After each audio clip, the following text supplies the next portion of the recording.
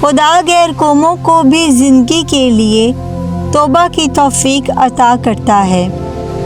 ہمارے لیے آج کی تلاوت رسولوں کے اعمال اس کا 11واں باب، اس کی پہلی 18 آیات۔ اور رسولوں اور بھائیوں نے جو انطاکیہ میں تھے سنا کہ غیر قوموں نے بھی خدا کا کلام قبول کیا، اور جب پطرس یروشلم میں آیا تو اہل ختان اس سے یہ کہہ کر اعتراض کرنے لگے کہ تو کیوں اہل کلف کے پاس گیا اور ان کے ساتھ کھانا کھایا؟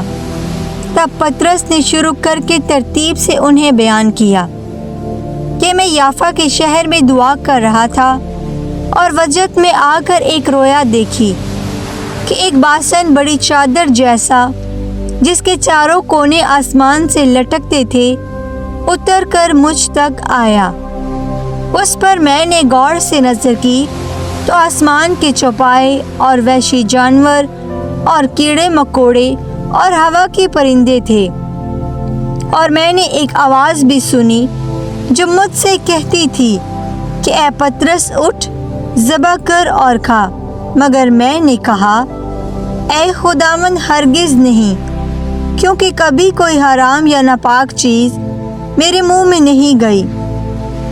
تب دوسری بار آسمان سے مجھے آواز آئی کہ جسے خدا نے حلال ٹھہرایا تو اسے حرام مت کہہ۔ یہ 3 بار ہوا۔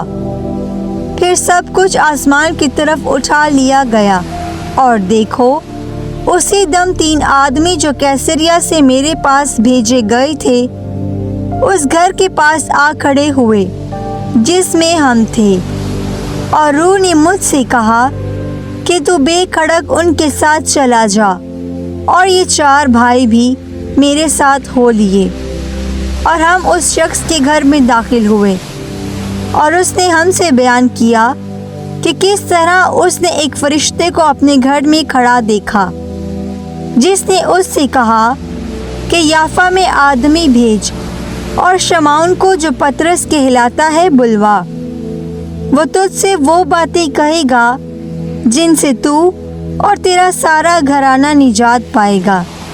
جب میں کلام کرنے لگا تو ان پر روح القدس اسی طرح نازل ہوا جس طرح شروع میں ہم پر نازل ہوا تھا۔ تب مجھے خداوند کی وہ بات یاد آئی جو اس نے کہی تھی کہ یوحنا نے تو پانی سے بپتسمہ دیا، مگر تم روح القدس سے بپتسمہ پاؤ گے۔ پس جب کہ خدا نے انہیں بھی ویسی نعمت دی جیسی ہمیں جو خداوند یسوع مسیح پر ایمان لائے، تو میں کون ہوں کہ خدا کو روک سکتا؟ وہ یہ سن کر خاموش رہے اور خدا کی تمجید کر کے کہنے لگے کہ بلا شک و شبہ خدا نے غیر قوموں کو بھی زندگی کے لیے توبہ کی توفیق عطا فرمائی۔ پاک کلام کے پڑھے اور سنے جانے پر خدا کی برکت ہو۔ خدا کا شکر ہو۔ آمین۔